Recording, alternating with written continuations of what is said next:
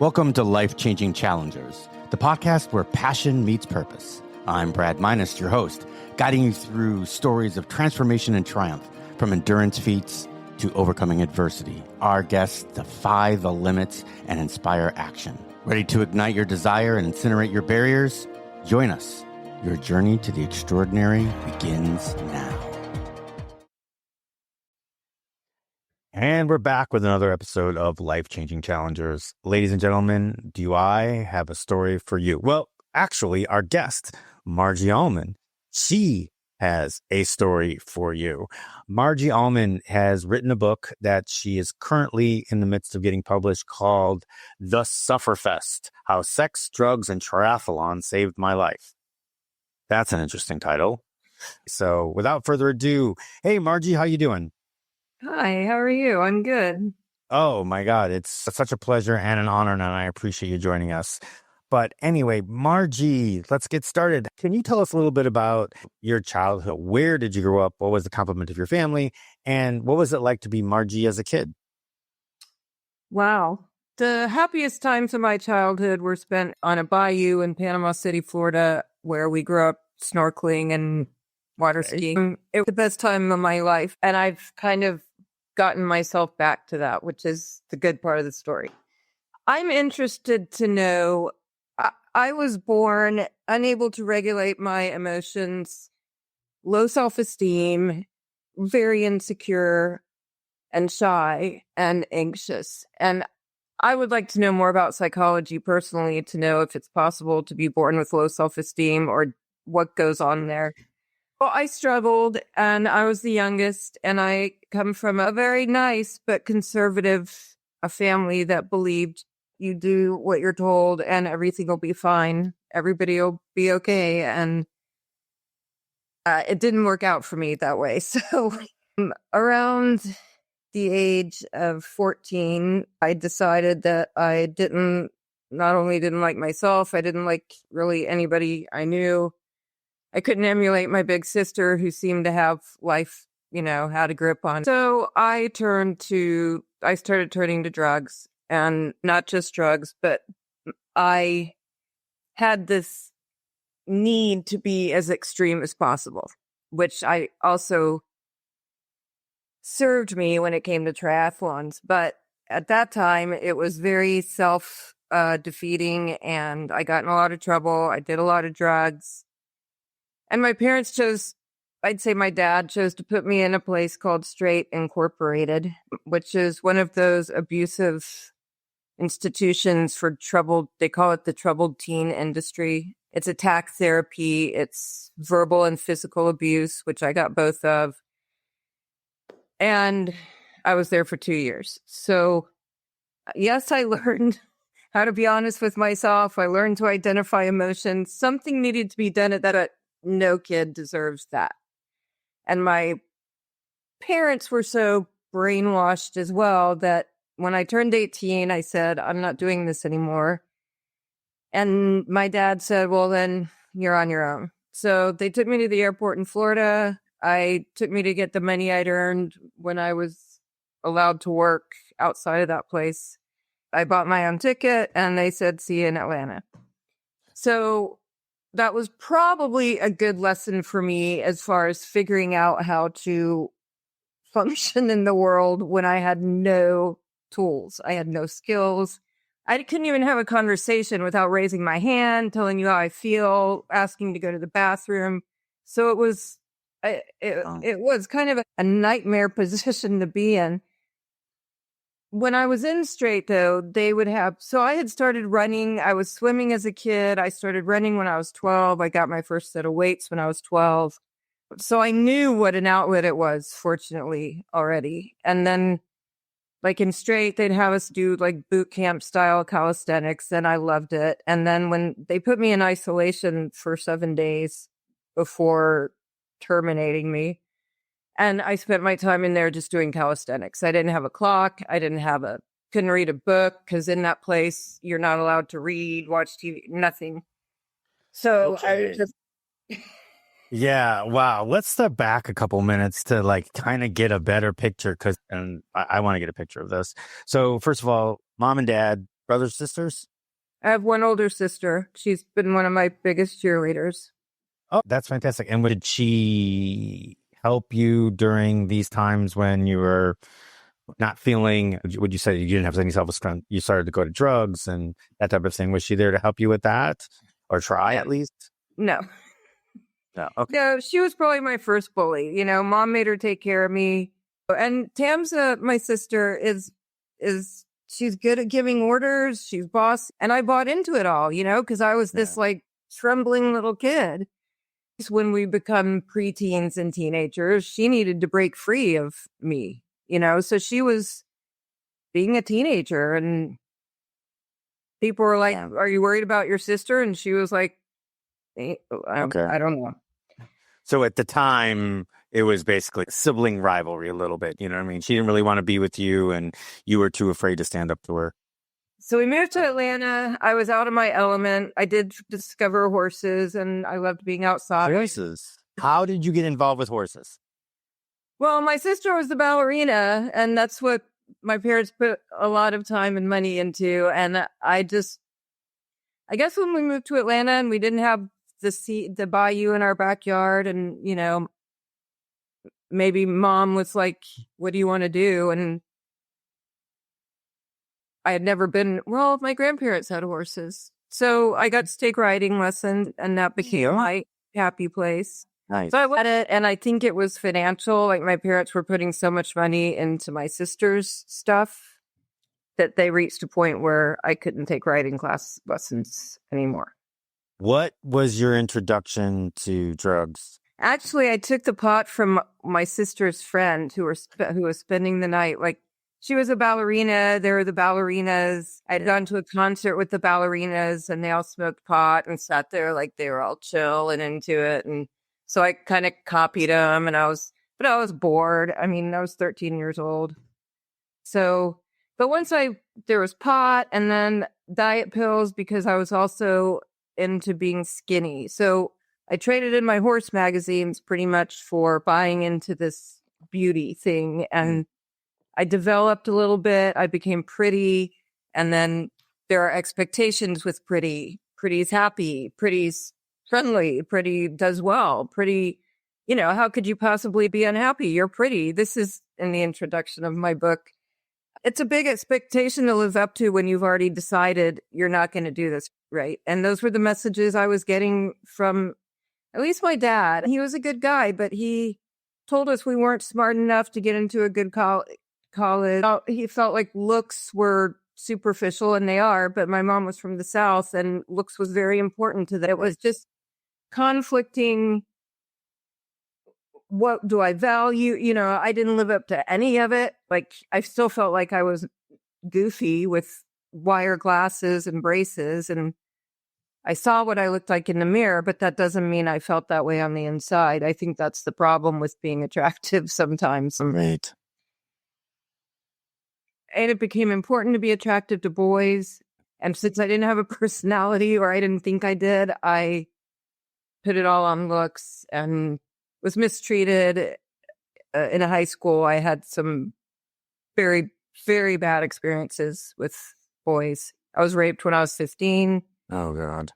And I think, you know, by the time they put me in straight, I was so unhappy. I cried a lot. Yeah. What can you give us some of the, let's call them an incident of things that kind of led your parents to thinking that you needed to go to a place like this? I had been skipping school a lot. I had started running away from home.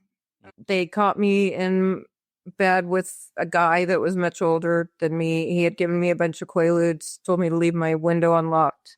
And he came and snuck in my bedroom that night. Wow. Yeah, I think my mom was afraid I was going to die. And she told my dad he needed to figure something out because I was in therapy, which I don't think it did any good at that time because they didn't know what my problem was either. And that's a quote from the psychiatrist. Wow. Okay. And then we can kind of step into that. When they sent you there, I pretty much as a teenager, I'm pretty positive that you thought it was a punishment. Oh, I would. Yeah, that's how they treat you. From the minute you walk in that door, We were on vacation at my dad's parents in Florida. And on our way home, I knew we were going the wrong way. We pulled into a parking lot of like an old abandoned grocery store. And my dad got out of the car and said, "We're it straight." So it was all a big surprise. You walk in the front door. All the staff members there are teenagers who had been through the program. So a teenager comes out. They grab you by the back of your pants with their thumb through the belt loop, and she carted me away. My sister's standing there like, and my parents won't look at me. And then they take you in an intake room, which is white walls and puke-colored carpet, and sit you in a blue chair. Everybody in straight. The blue chair is a thing because we spent so much time in those effing chairs, and they're all hooked together. And they intake you, like, what drugs have you done? Do you skip school? Are you attacking you? Like, how many guys have you had sex with? Do you want to be a slut? I mean, the whole thing is designed to be degrading. Okay. And go ahead. Yeah, no. So the biggest question I thought was, did you now, as an adult, do you believe that your parents knew that that was what was going to go on? I don't know. Like they had to go to an open meeting before they did their oven. Like this, the basis was Christianity and military. And so it was beat you down and then supposedly build you back up. And I think that part appealed to my dad because he was very old school military. Mm-hmm. Okay. So the reason my question is that I'm as a parent, you're like, oh, I'm at the end of my wits. What do? I find this place that connects with me and my Christianity, my military, blah, blah, blah. And I'm thinking, okay, well, I need to do some amount of ideas. This sounds good. And my biggest question was, did they know that it was going to be as bad as it was? Do you think that they did this more out of love, or was it just to, all right, we just need to send her away and get rid of her for the time being? I think my dad thought it was the best thing. Okay. Yeah. I think that he did it because he truly wanted you to get better. Okay. I don't believe that my parents had any ill intent. Okay. And I even asked him, he never understood either why it stuck with me. Like, why didn't I get over it? And I even asked him, I was like, Dad, they sat on me. Like, they put 4 girls on me and I thought I was going to die. And he was like, well, they must have thought you needed to be sad. Oh, my God. Okay. All right. I mean, but, I can admit that you could get blinded, by certain things. And, but that was the true answer. That was what I was looking for, was whether you thought that it was just like they were just pushing you to the side, or they did this out of love because they truly wanted you to get better. And that was the answer. They truly did want you to get better. They just didn't understand what this thing was. I mean, we've heard it a million times before, right? With the church, the like beat the gay out of you type things, you know what I mean? Where they have the transition, and they're like, oh, well, you go to the camp, you'll no longer be gay, blah, blah, blah, blah. We've seen it to where it looks like it's pray every day and God's going to come over and he's going to take this out of you. But really they're beating the kids and making them, making them do all this stuff. So they indoctrinate you, put you in the blue chair. They'd ask you all these demeaning questions. What happens after that? So there's 5 phases in straight. And for the first phase, you cannot speak. You're held on to by the back of the pants with the thumb through your belt loop. You cannot speak, read, watch TV, listen to music, have any connection with the outside world. You spend every day inside that place, starting at whenever the people you're staying with, like if they lived far away. So we stayed at foster homes until we reached phase 2. And then you could either go home, or if you're out of state, like I was, you were assigned a foster family. And you have to write moral inventories every single day of the whole time you're there. 3 good points, 3 things to work on, and things you're grateful for. And then, so you can only speak by raising your hand, even in the home. You cannot eat without asking permission. The whole thing is like designed to treat you like you're a piece of dirt. And you have to earn even a food privilege So then second phase, you're still in group all day, but you have control over these first phasers. You get to hold them by the back of the pants and watch them pee, and everything is very controlled. So sleep deprivation, bathroom deprivation, sometimes food deprivation. As consequences for things or not Yeah. earning them? The going to the bathroom thing was just a way of making you suck it up and stick it out. Mm-hmm. So, yeah. How long was first phase? I think my first phase was 4 or 5 months. 4 or 5 months? Yeah. And I was there for a total of 2 years. 5 months. I was thinking 4 or 5 weeks. I was thinking that you're just, all right, you're getting used to it. This is the environment, blah, blah, blah. That's how you're, but you said 4 or 5 months. Wow. Not speaking, having to, oh my God. So in phase 2, then they kind of make you somewhat of a leader. Yes, you get to enforce these degrading methods of whatever you want to call it. Yeah. But you still can't watch TV or have any input from the outside world. Yeah. That doesn't come till phase 3 when you either go to work or you go to school. So the first foster family, did they have to adhere to the certain program? I got a foster when I hit phase 2, that foster family. Sure. Yeah, I got to know them, but I mean, you still live within rules. You can't go anywhere. They can't have alcohol in the house. Everything is locked at night. You have to have travel locks. You're locked in the bedroom. So the family has to go along with it. Oh, that's terrible. So in phase 2, you're not allowed to work? No. Okay. And see a lot of this, in order to make sure that you understand that good things happen when you behave. I don't understand you not allowing books.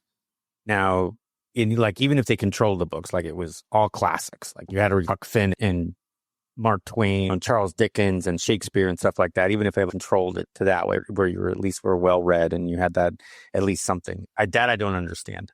We could read the Bible. You could read the Bible. Wow. Okay. I'm totally flabbergasted that there's places like this out there. Let's just move on to phase 3. First of all, how long were you in phase 2? So I had some blips in there. So I was still in Florida, phase 2. I made it to phase 3. Since I was from Atlanta, they were going to open a program there. I worked on my first phase 3 at Kentucky Fried Chicken. So we also weren't allowed to listen to rock and roll. Like there was some music that you were never allowed to listen to.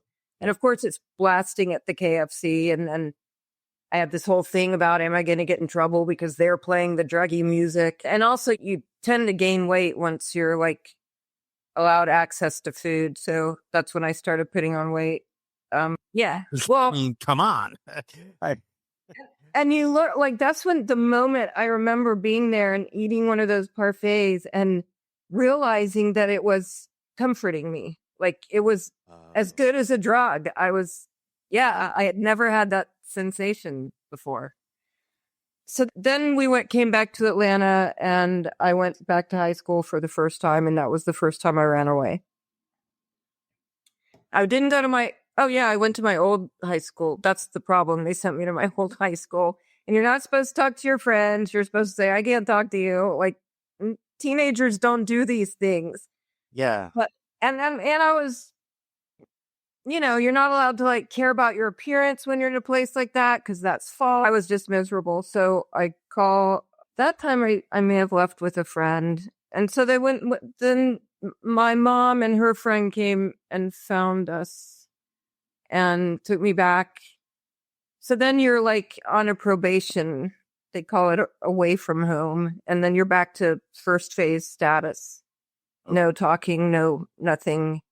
You earn your way off of there, go back home. Because now you also have newcomers and first phasers that you're in charge of making right. And I got to fourth phase, ran away again, took myself back, I think. Okay. So, and then Then when I went back that time, I made it to 5th phase. They put me on staff trainee, which I really didn't want to do because it just keeps you tied into them for longer.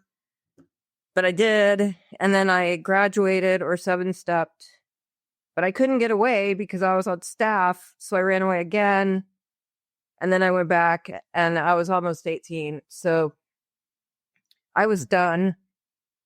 But I agreed to do whatever my parents wanted because I was still a minor. Right. So they sent me back to Florida. And that's when they really showered me with the put downs and then sat on me and put me in isolation. Then I turned 18 during that time. And I was like, put in for they would come talk to me in the room where I was in isolation and tell me how I was going to die on crack and end up a prostitute and all this stuff. Wow. Wow. How degrading. So, I mean, coming somebody that was in the military I was in the military for almost 10 years. And like, it's the first week of basic training that you kind of get put down, beat down, kind of told you're worthless and the whole bit. But every week after that, it's a little bit more. And yes, you can degrade, pull back and everything else. But then it's just you get basically worked out to death, and then those consequences are over, and then you move on. So it's nothing like what you went through for months and years. And to think that there are places like that is crazy. On the other hand, putting on an entrepreneurial hat and my MBA in any other structure, it's kind of brilliant because your employees are people that are in the program. So I'm imagining that your parents paid for this and had to keep paying for it, right? So your employees, for all practical purposes, your employees are paying you. And and all the cleanup, all the marching the kids around and doing the staff, you said you were a staff member at phase 5. That's all being paid for by the parents. So your employee cost is next to nothing. You've got your basic business support, but everything else, all the manual stuff is being done by people that are paying you. Right. So on that stance, if it was done for good, it's a pretty damn cool model. But this is not done for good. This place is evil. It's the only thing that kind of went through my mind. That was trying to find something good out of it. But anyway, that didn't work out very well. All right. So you graduate, you pull yourself out of this. They say, oh, you're a skank. You're going to be a prostitute and you're going to die.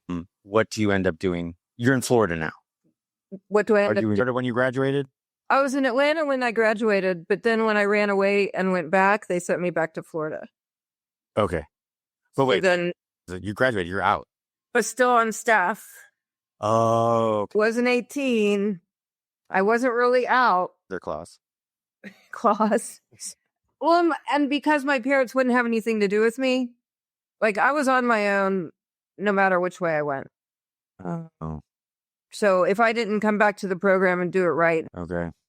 So, it's probably because of my mom that they stuck with me through the years till I did want to stay alive. Like if he had his way, he might have been kind of my way or the highway. Yeah. So let's get out of this mess, or hopefully this is the mess. All right. So when did you finally leave? Like you're gone, you're done. This goes on and it keeps going. Yes, I left when I was 18. Got back to Atlanta, stayed with a friend, was not doing well because I didn't have any life skills. I mean, right. I could get a job, but I couldn't even have a conversation. Like, I didn't know how, without starting with, I feel, I had no socialization skill. So I didn't do well hanging out with my former high school friends. And I called my parents, and my dad was working with another Christian association halfway house at the time. So I agreed to try that. And while I was there, I got epilepsy. like these violent, it's called juvenile myoclonic epilepsy. Well, I got sick. I had a high fever, and they say it can just fry up part of your brain. Right. So I started having these violent seizures. The first drug I was given made them worse. So to me, this was like another bad thing about me. Now I had a handicap, and it took like almost 10 years from the time I started having seizures. I moved back to LA where I was born, and that's where I met a doctor who could give me the correct medication, but it dumbs you down big time. It slows your personality, slows your thinking, makes you dopey. So I took as little as possible and kind of struggled with having seizures. I do want to say I was already like in the gym. When I got out of straight, my sister had gotten me into aerobics. So I already had the exercise thing that I'd been running forever. And I think that does something for your brain, even if you don't know what's going on at the time. Like it does Absolutely. give you endurance and you're better suffering. Yeah. So I did the halfway house thing, and then I got out and I stayed sober for a while, but I couldn't articulate these feelings that had been building up from straight. Like I now had this rage that I didn't know how to talk about it. And the house I grew up in, we didn't get angry and you didn't raise your voice. I couldn't relate to a lot of people in sobriety because I'd been in straight. Like they were so strict on how much you had to change, everything. And if you're not in touch with your feelings, then you're fucked up and will set you back. And so, whereas I feel like normal people, when they go to a 12-step program or try to get help, they're just trying not to use the substance. But for me, it was this whole tear down that I couldn't get rid of. I couldn't get out of the crazy thoughts, my self-judgment, my judgment of the world. I didn't know how to fit in, still the same things. So I went back to drugs, and for the first time in my young life, I had friends that weren't talking about whether or not they stayed sober. And I was really wanting to be able to be one of those people that could have fun, but I couldn't do it without drugs or drinking, and I just went straight downhill. And that's when I did end up being a prostitute, and it didn't last long because I hated myself, and my sister told me that I could quit, and so I quit. And then did she offer you anything? I mean, because obviously you were doing it because you needed money for either just to live on or for drugs. So she just told me I didn't have to do that. She said, "What would mom and dad say?" And I was like, well, they probably wouldn't want me doing this. And so I just quit. And well, then I became a stripper, which is no better. That didn't last long either. And then I moved to LA, because my parents had been transferred from Atlanta to Texas, and my sister and I were roommates for these years here, my early 20s or early to mid 20s. And then when my dad got transferred back to Los Angeles, he asked me if I'd like to come. Okay. Yeah, my parents never let go. They didn't know what to do. They never let go. I think my mom was just afraid she was going to get a phone call that I was dead. So out there is where I found the epilepsy doctor, and I met a guy who ended up being my life love, even though it wasn't the healthiest relationship. It was where I fit in. I felt like I fit in with him. But I mean, at first it wasn't healthy at all. There was cocaine and drinking, but I kept running and I kept going to the gym, and actually we were together. Oh, then I got toxic shock. I got a really bad case of toxic shock. My blood pressure was like 50/20. Yeah. And they said because I had been a runner and been fit, that's why I lived. So I was in the hospital for a month, and then when I got out, I couldn't walk to the end of the block. I was depressed. And that's my first job after the hospital was in a Pilates studio, which was a blessing. I had done administrative work before, worked for a temp agency, been a secretary. I had a million jobs. So this turned out to be a very nurturing, healing environment. I didn't know anything about Pilates, but I met a group of women who didn't give a shit what was wrong with me. They had their own problems. No judgment. Yeah, it was very cool. It was great.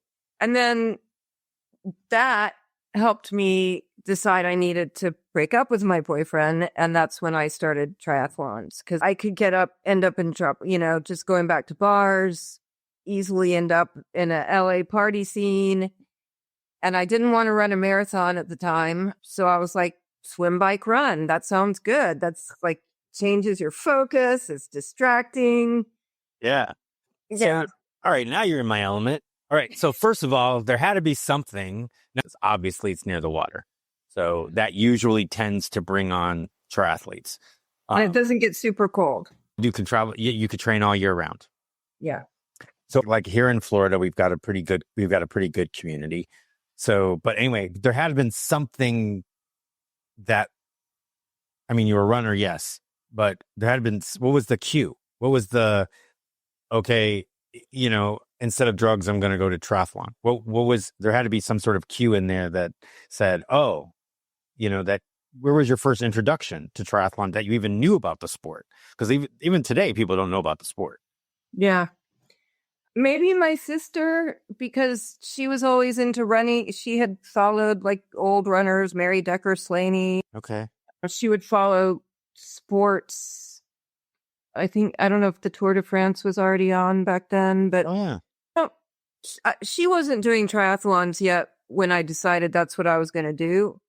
Maybe I had been looking in LA for running groups or, okay. All right. Yeah. Because I mean, for me, I was training for let's call it the first marathon of my adult life. I did one prior, and a friend of mine was like, hey, do you want to cross train? I'm going to do this sprint triathlon. Do you want to do it with me? And I was like, oh, yeah, I've done one before. That would be kind of cool as a way to break up the monotony of marathon training. That's how I got introduced, right? I was taught about it. And then, of course, just got the bug. So that's what I was looking for. Something, did somebody introduce you to it? Did you meet it? Were you running and somebody said, hey, I do triathlons too? And then you started to talk to them and they said, hey, you should try them out, blah, blah, something. But if you don't remember, you don't remember. Not a big deal. Do you remember your first one? Oh, it was, yeah, it was a horrible failure. The water was disgusting. I had no idea what to expect as far as that heightened anxiety level, at the start when you get in the water. And I don't think I even finished. Yeah. And it was super short. It was a super sprint. Okay. Yeah. And then I don't even remember I didn't have a good triathlon. Like, it started as a Sufferfest for me because the anxiety level was so high. Like, so Southern California, you can find sprints like all summer long, drive all over the place. And I kept trying. So maybe my first good race was actually an Olympic distance. I was sick. I decided that the short race wasn't enough of a diversion for the training. So I was like, this is what the part of me that got in so much trouble when I was young. I believe this is the part of me that got into triathlons. I wanted it to hurt and be as hardcore as possible. So, and a friend introduced me a swim coach. So that was, once I got, when you're first learning to swim as a race for racing, it's a big learning curve. Swim for survival. Yeah, or play in the water. And it was awesome. Because he was a good coach too. He wasn't a yeller. Like, since then, I've met coaches that are into yelling at you. And that doesn't work for me. That's not going to work for you. No, it's going to bring up more anxiety, which I get. Yeah. A good coach is someone that can adapt to their athlete. I have a couple of them that I need to get, I use words like put your big girl pants on and, you've got this, suck it up, buttercup. And then I've got other ones where where I'm like, you got this. This is in your wheelhouse. You need to believe in yourself, blah, blah, blah. You've just one more step, one more line. That's a good coach understands that every kid might get coached a little bit differently. And when you find that you can't adapt to that person, that's when you have to say, I don't think we're a good fit, and then find a referral for them to a different coach. But I would tell, anybody, I would say, no, she is not going to work well for you with tough love. But I will say that one of the things I love about triathlon is the whole suck it up, buttercup. Yeah. Because I relate to that. I'm like, yeah, I can suck it up. You beat me down. I'll come back harder, Well, there you go. All right. So maybe I'm wrong about that. But, but you know what I mean? But it's, you can't, I get you what you're saying. You can't be derogatory. Like, you can sit there and say, hey, but I can say, you can say what I said, but you can't be like, oh, you're nothing. You could do, you're not doing this, you're not doing that, blah, blah, blah. And not to say you suck because you haven't shaved. Yeah. There's so many external variables in triathlon. People don't even understand. You know what I mean? Like, I have a cousin that I introduced, and has turned into like her second 70.3. She qualified for Worlds. Yeah. My whole family is not extremely athletic. She's the one person in my family that, like, for some reason, what we all lack, she got. The other day she finished one, and it wasn't a terribly hard one. And when she usually runs 8s and 7:30s on her runs, she was doing 11s. So obviously something happened. I haven't learned what it was yet, but those are those days, right? And there's other days where she, she's doing 5 hour, a 4 hour, 45-minute 70.3s. And she's killing it. Right? There are those days when you're not there, or the wind is, for me, Ironman Maryland, it was 33 degrees on the bike with 30-mile-an-hour winds that brought it down to like 20 degrees. It was awful. Did you finish? Yeah. But I will say that when I was done with the bike, it's the first time ever that I was in the tent and I'm thinking, I've already done 5 of these. I have nothing to prove to anybody but myself, and blah, blah, blah. And for like, I don't know, 10 nanoseconds, it was like, maybe I should just call it a day. And I was like, yeah, you never quit anything in your life. You're not quitting this. And left, because it was so the water was like 65 degrees, which wasn't bad. But when the air is 40s and 43 and 30s, and you come out and you drop your wetsuit and the air hits, oh my God, it is the worst feeling ever. But it also does something to your bladder, which is awful. While you're riding around, it increases your rate that things go into your bladder and out. It's called pheresis. So you feel like you gotta go to the bathroom every 10 minutes. It's awful on the bike. I can't even imagine. But anyway, that's a Sufferfest. Like, we've been through it, and you thrive there. Yeah, but I've gotten to where I don't need to suffer anymore. Eh? Yeah. You don't have to. Yeah, I mean, so here's another whopper. Like, after the last Ironman, I had gotten back together with the same guy, and we weren't in a good place because all I wanted to do was this freaking triathlon, and he wanted a girlfriend. He had an accident that did not look life-threatening. He asked me not to go to the race. This was like a week before the race, and I was like, what do you mean? I have to. And he died the day before I got back. Oh my God. So I left him to go do an Ironman. He told me he felt like he was dying, and I went anyway. And then he died. So that was almost 11 years ago. And then my body was breaking down, and I couldn't do what I was doing. I did one more race after that. I moved back across the country to be close to my family.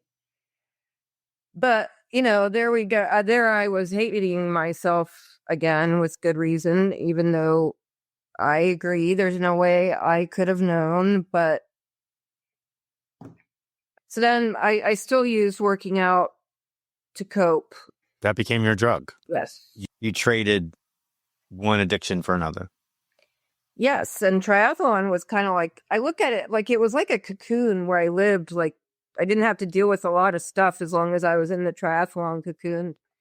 And then my body started to break down, and COVID hit, and it was like, well, I guess I got to deal with myself now, which is pretty much what COVID was to me. It was like this cosmic shut down and deal with it. And I met a friend who happens to be a therapist, and she turned me on to some cool online self-help stuff that I didn't think I could ever deal with the levels of shame that I had and straight and all that. You know, I have learned in life that some things will never be okay, like Alfred's death will never be okay. But I have also figured out how to be at peace with myself.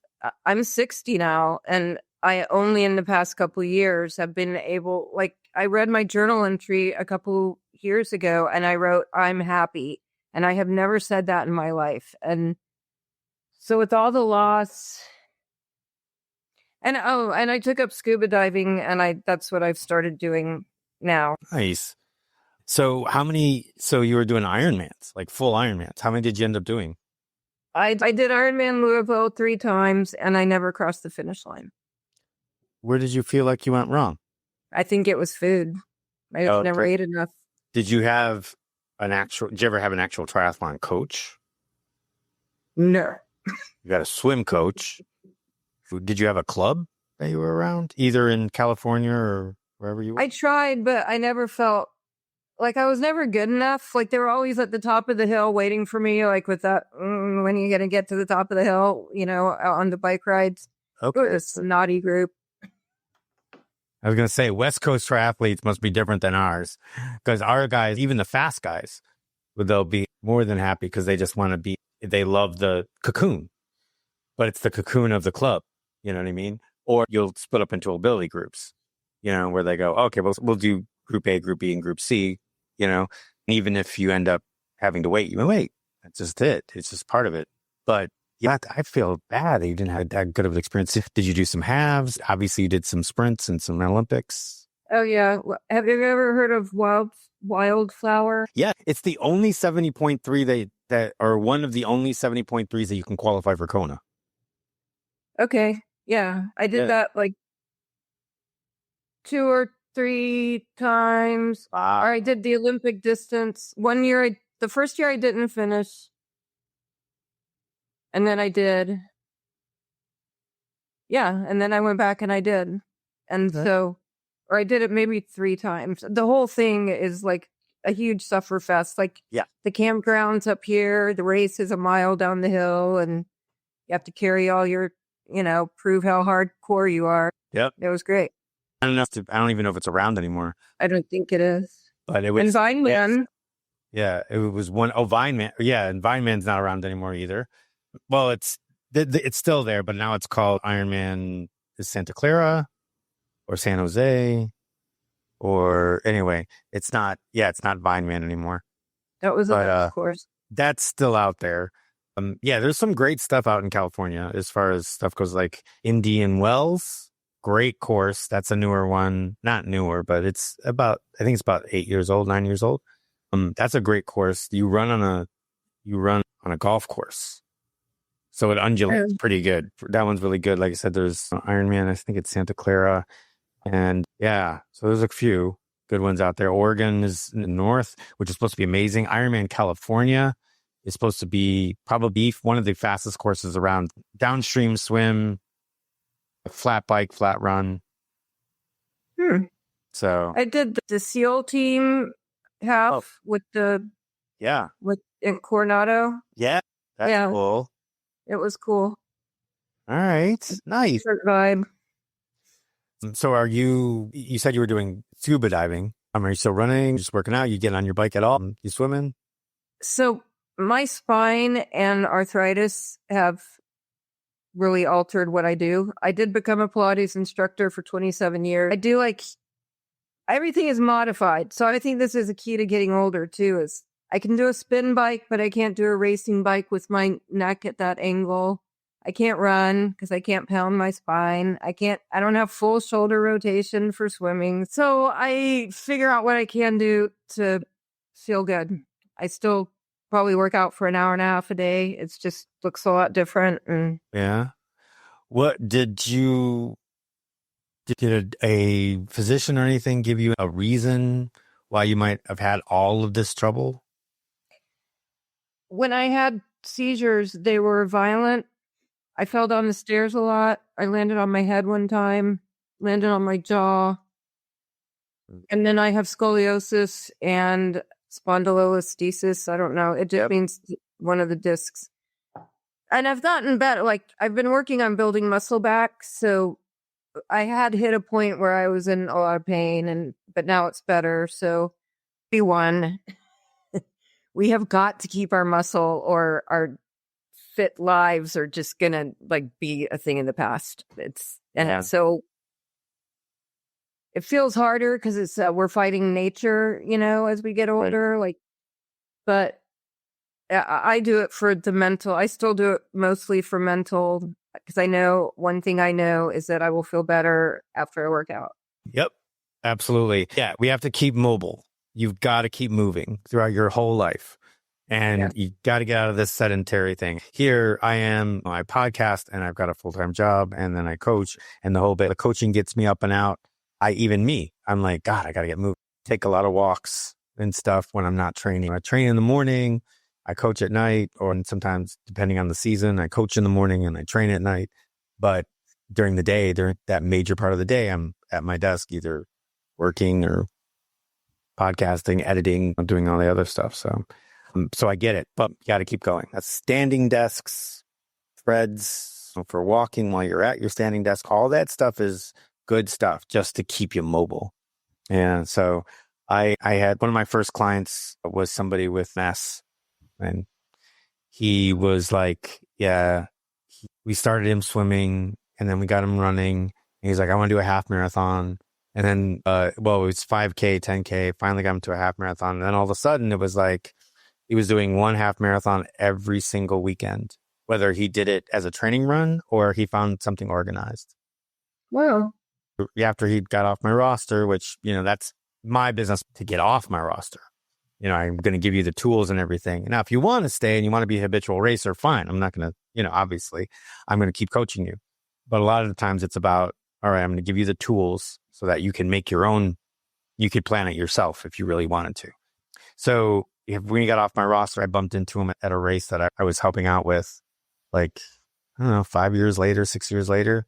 And I was like, oh my God, it's great to see you. He said, I'm like, you still doing a half marathon a weekend? He goes, absolutely, never stopped. And I'm like, really? And I used to work with his physician, and then I got him hooked up with a massage therapist and a chiropractor and his specialist. And we used to meet on a Zoom call. Wow. And that for the first, 6 months. And every month we would meet, the four of us would meet on a Zoom call. And we talk about where he was, what was going on. And before I knew it, he had the specialist neurologist he's like, I just cut his doses in half. Wow. And then when I saw him 5 years later, he was like, he says, I'm on 2 medications and that's it. He says, and then this is the guy that every day used to take a handful of pills. And now he's down to 2 medications. And that's all because he kept running. And, he's added strength training. We did a lot of band work, and it was all because he kept moving. And that was the thing, was keep moving. So what he told me was, I'm going to keep doing them till my legs fall off. Because I feel like if I don't keep training and I don't do this, the doctor's going to tell me I need to take more medicine and my symptoms are going to come back. Because now, the last time I saw him, he was symptom free. That's insane. So it was, and that's all just running, he ran. And like I said, we had band work and some strength work and stuff like that. But other than that, he just learned to love to run. But he dropped 18 pounds. He was worried about his ankles. He was worried about all this stuff, but we just slowly moved him into this point. Now he's like, I just run a half marathon a weekend. I'm just afraid that if I don't, that my symptoms are going to come back. So, wow. And I'm like, that's awesome. It's not a bad habit to have, if you're happy and he's happy. So that's all that matters. Yeah. So, but that's where it makes me believe, got to keep moving. Just got to stay mobile. We got to get out of this Netflix and chill attitude. We got to get off our phones. You got to get, and off our tablets and away from the screens and get outside. Obesity is at an all-time high. Yeah, it's way too easy to become sedentary. I mean, without even thinking about it. One of our biggest sociological problems, I feel like a lot of things would change in our world if the world moved more. You're right, because it has so much to do with the like good feelings and self-esteem and confidence, and also getting out anger and frustrations on the pavement or whatever. Yeah. Serves some good purposes. I've solved more most of my problems are solved either on a run, on a bike, in the shower, after a run or a bike. But yeah, so that's, and that's, because after you got a certain fitness level, those aerobic runs that we do, they're like meditation. Yes. And when you rise above the physical pain, and it's a whole new ball game. So, but anyway, well, listen, I appreciate you sharing that story with us, because it is something else. I don't even know what to say about it, because, what you've gone through, but you've risen above it, and you say you're in a good place now, right? Yeah. Good. That's all that matters. Well, I have a place in Atlanta and a place, it's actually north of Atlanta, Alpharetta. And then I bought a place in Belize where I've been spending time. Really? I love Belize. Oh my God. Yes, I love Belize. Been there a couple of times. And so again, this is amazing. And it's a great story. And remember that to keep looking out for her book, The Sufferfest, How Sex, Drugs, and Triathlon Saved My Life. And you'll learn all about her story, a little bit more detail, get into how she became a Pilates instructor, and, and her triathlon stories and all that cool stuff. So watch out for that. You're on, it looks like, most of the socials. Or would you say you're more on what's more? Are you on more on Instagram or Facebook? Instagram and Facebook probably equally. Yeah. Thank you so much for having me. Oh, no, you're so welcome. We'll make sure that those links are in the show notes. Also, the name of the book. If you are listening on Apple or Spotify or any of the other podcast directories, please go ahead and leave us a review. And if you know that, I don't even care if it's a bad review, because any kind of feedback is just going to help evolve the podcast and help more people. So, and that's what our mission is here at Life Changing Challengers. So again, Margie, thank you. And for Margie and myself, thank you for listening. And we will see you in the next one. Well, that wraps up another episode of Life Changing Challengers. I'm your host, Brad Minus, saying thank you for joining us on this journey of transformation. If today's stories inspired you, please take a moment to review, share, and follow us on your favorite podcast platform. Your support helps us reach more listeners and create an even bigger impact. Remember, every challenge is a chance to grow. Until next time, keep pushing, keep challenging, and never stop pursuing your extraordinary.